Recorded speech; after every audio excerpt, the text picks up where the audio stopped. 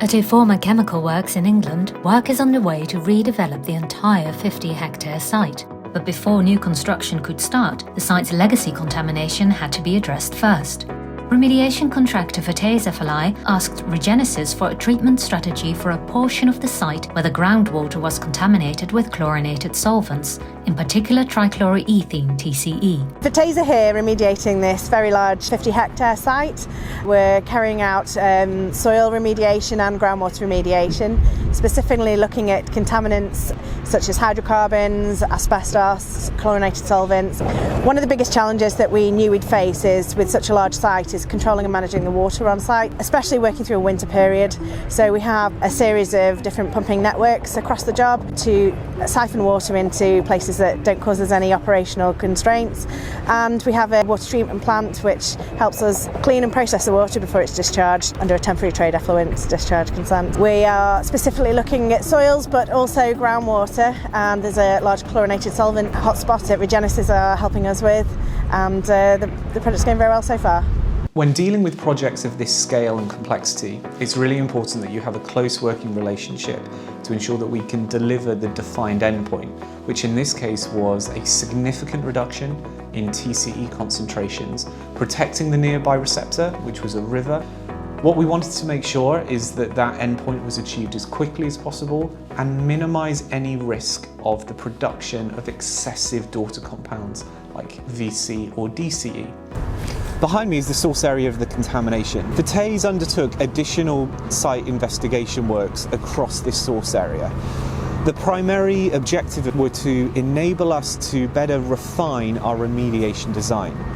Previous site investigations had found that we had two areas that were high concentration for TCE, but these areas weren't necessarily connected. There hadn't been many boreholes in between. One of the things we were looking at was, are those two areas actually connected? So the site investigation was implemented through a dynamic probe rig. The aim was to get to mudstone, and it was to go a little bit into the mudstone as well to verify that we'd actually achieved that. The mudstone was between 5 to 7 metres below existing ground level. Instead of using a uniform design, the additional data allowed us to create a more detailed injection plan, targeting the higher TCA concentrations found lower in the aquifer above the mudstone with S-micros EVI, and optimising the injection volume of 3DME using a 4x4 grid for the source and asymmetric rows for the plume. The target remediation area was divided into 4 zones based on Vetese's works programme so that the injection works could be carried out safely and without hampering the redevelopment works. During the injection works, we were really pleased and impressed that there were no health and safety incidences from the Regenesis team. The team took a very high regard for health and safety and worked closely with our management team to ensure that the works were done not only to programme but safely, which is the most important thing. For the injection works, Regenesis used its large mixing trailer, allowing up to 4 direct push injection rigs to be operated at the same time, to maximise efficiency and minimise time on site. Approximately 250,000 litres of products were injected across 611 injection points within a 12-week period.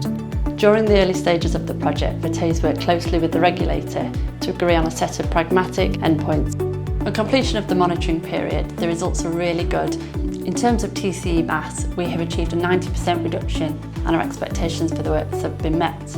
Biological activity was also being measured across the treatment area to deduce if post-injection microorganism concentrations had improved compared to pre-start conditions. Over 12 months, the concentration of the key microorganism for reductive dechlorination, called D. halococoides, has improved from either negative or moderate in some areas of the site to high or very high concentrations.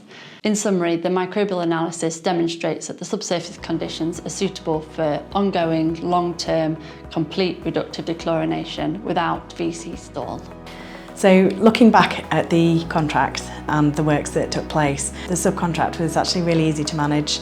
Regenesis had a great team on site, and we set our contract and position out early on, and it was delivered as discussed and agreed.